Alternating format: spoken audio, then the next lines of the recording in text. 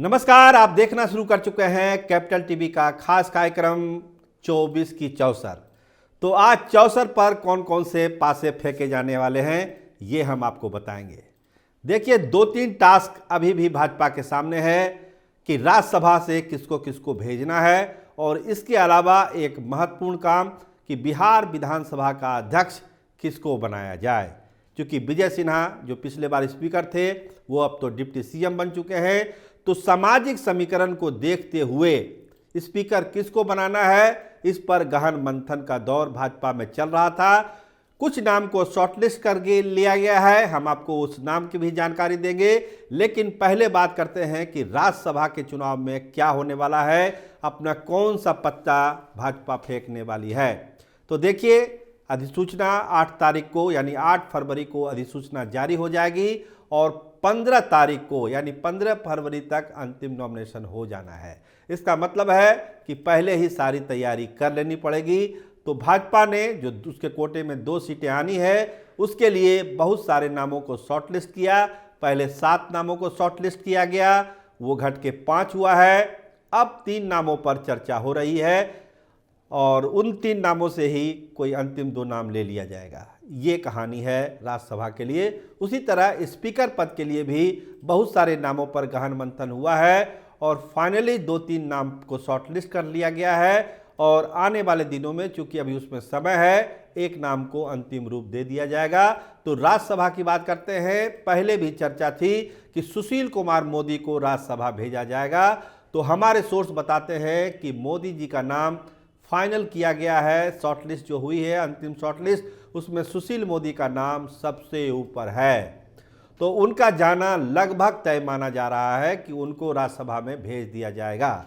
इसके अलावा जो एक नया नाम आया है भाजपा के राज्यसभा के दावेदार के लिए, वो नाम है विनोद तावड़े जी का, जो भाजपा के बिहार के प्रभारी हैं। उनको भी बिहार से राज्यसभा भेजा जाएगा। उनके नाम को भी शॉर्टलिस्ट कर लिया गया है। देखिए, 2 नाम और चल रहे थे, पैरेलल नाम चल रहे थे, रविशंकर प्रसाद का और ऋतुराज सिन्हा का। दोनों नाम पैरेलल चल रहे हैं। आज के तारीख में भी ये खारिज नहीं हुए हैं।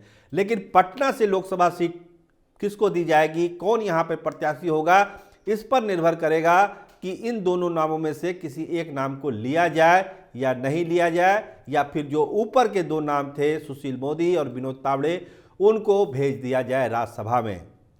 विनोद तावड़े के लिए और भी राज्य की सीटें हैं खाली, लेकिन चूंकि वो बिहार के प्रभारी हैं तो बिहार के भी बहुत सारे नेता, खासकर सम्राट चौधरी वगैरह चाहते हैं कि विनोद तावड़े जी को बिहार से ही हम लोग भेजें।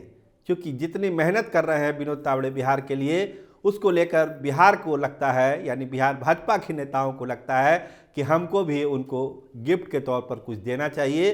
तो विनोद तावड़े का नाम अचानक सामने आया है और दूसरे नंबर पर जो नाम चल रहा है वो विनोद तावड़े साहब का ही है। तो ये 2 नाम बताए जा रहे हैं। अगर इसमें कोई रिप्लेस होगा एक नाम, तो फिर रविशंकर प्रसाद या फिर आपको ऋतुराज सिन्हा का आ सकता है। इसके अलावा और किसी नाम की चर्चा अब भाजपा में नहीं हो रही है। वैसे राजनीति है, संभावना बनी रहती है, लेकिन हमारे सोर्स बताते हैं कि राज्यसभा का जो खाका खींचा गया है प्रत्याशियों का, बस अब यहीं तक आके वो सिमट गया है। इसमें बहुत फेरबदल होने की संभावना नहीं है। क्योंकि राज्यसभा में आप जान रहे हैं कि बिहार से 6 लोगों को जाना है, 2 भाजपा से जाना है, 2 आरजेडी से जाना है, 1 जनता दल यूनाइटेड से जाना है, बाकी 1 सीट है। तो उस पर जो है खेला बेला होने की पूरी तैयारी है। क्योंकि जो सरप्लस, अब जो नई परिस्थितियां बनी है, सरप्लस वोट देखिए है विपक्ष के पास, 35 वोट विपक्ष के पास है, लेकिन 40 के आसपास वोट चाहिए। तो बाकी सीटों का इंतजाम कैसे होगा, इसको लेके बहुत सारी तैयारियां विपक्ष खेमे से चल रही है। इसमें देखिए, दूसरी वरीयता का वोट भी बहुत मायने रखेगा, ये आप समझिए। दूसरी वरीयता का जो वोट होगा वो भी मायने रखेगा। तो अखिलेश सिंह के लिए भी एक बड़ी चुनौती है इस 6ठे सीट से राज्यसभा जाना, या जो भी प्रत्याशी इसके लिए दावा करेगा उसके लिए एक बड़ी चुनौती होगी कि बाकी के वोट का इंतजाम कैसे किया जाए। क्योंकि दीपंकर भट्टाचार्य भी लाइन में है, अखिलेश सिंह भी है, और हो सकता है क्योंकि ये खेल खुला हुआ है, क्योंकि संख्या पूरी नहीं हो रही है, तो कोई भी धन कुबेर, धन पशु इसके लिए दावा कर सकते हैं जो इन वोटों की व्यवस्था कर सकते हैं। तो राज्यसभा का भी चुनाव जो है बिहार में काफ़ी रोचक होने वाला है। पूरी तरह से मतदान बिना किए हुए हो जाएगा चुनाव, इसकी संभावना फिलहाल लगती नहीं है, क्योंकि संख्या घट रही है विधायकों की और उसको मैनेज करने में जो खेल होगा उसको बिहार इसका गवा रहा है कई दफ़े। तो इंतज़ार करना पड़ेगा कि कौन से धनपशु धन कुबेर अपना दावा ठोकते हैं। अब हम आते हैं स्पीकर वाले में, जो भाजपा की तैयारी है। देखिए, भाजपा 2020 के मूड में है, कोई भी फैसले को अब पेंडिंग नहीं रखना चाहती है। वो चाहती है कि सारे मसलों को निपटा दिया जाए और फिर चुनाव में चला जाए, क्योंकि कोई काम पेंडिंग रहेगा तो फिर दिक्कत है। तो स्पीकर के लिए, चूंकि भाजपा का ही स्पीकर होना है, तो उसके लिए कुछ नामों को शॉर्ट लिस्ट कर लिया गया है।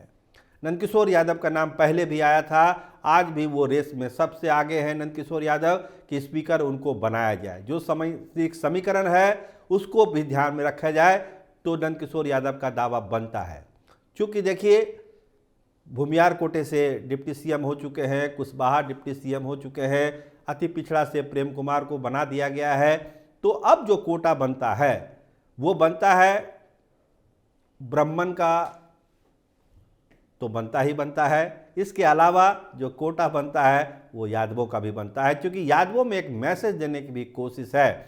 अभी हाल में ही यादव का सम्मेलन भाजपा ने कराया था, नंदकिशोर यादव ने उसमें बढ़ चढ़कर भूमिका बनाई थी, मोहन यादव को सीएम बनाया गया है। तो एक मैसेज देना है यादवों के बीच भी कि हम आपसे दूर नहीं हैं। तो इस लिहाज से भी नंदकिशोर यादव का नाम सबसे आगे चल रहा है आज की तारीख में, जहां तक स्पीकर की पद की बात है। क्योंकि मंत्रिमंडल में नंदकिशोर यादव बहुत फिट नहीं बैठ रहे हैं, इसलिए अगर वो फिट होते तो पहले ही जो विस्तार हुआ है, कैबिनेट बनी है, उसमें ही उनका नाम होता, वो दूसरी लिस्ट में नहीं जाते। इसका मतलब है कि भाजपा आला कमान ने उनके लिए कुछ सोच के रखा हुआ है कि उनको स्पीकर पद की जिम्मेदारी दी जाए। इसके अलावा जो रेस में जो उनके एकदम करीब पहुंची हुई है वो है रेणु देवी, डिप्टी सीएम बिहार की रह चुकी है, अति पिछड़ा समाज से हैं, महिला हैं। तो भाजपा अगर अति पिछड़ा और महिला दोनों कोटे को पूरा करना चाहेगी तो रेणु देवी को भी बनाया जा सकता है स्पीकर। क्योंकि रेणु देवी को लेकर कहा जा रहा है कि पहले उनके डिप्टी सीएम के तौर पर उनका नाम उभरा था, लेकिन जब वहां से हटी है तो अब स्पीकर पद देकर वो क्षतिपूर्ति की जाएगी। अति पिछड़ा की जो आबादी है, आप भी जान रहे हैं, जो जातीय सर्वे का रिजल्ट है वो ये बतलाता है, और अति पिछड़ा का जितना समर्थन भाजपा को मिलता है वो चाहता है कि वो एक बड़े पद पर अति पिछड़ा महिला को बैठाया जाए। तो रेणु देवी का नाम इस लिहाज से वहाँ पर फिट बैठता है। इसके अलावा एक नाम और तेजी से उभरा है, वो नाम है अमरेंद्र प्रताप सिंह का।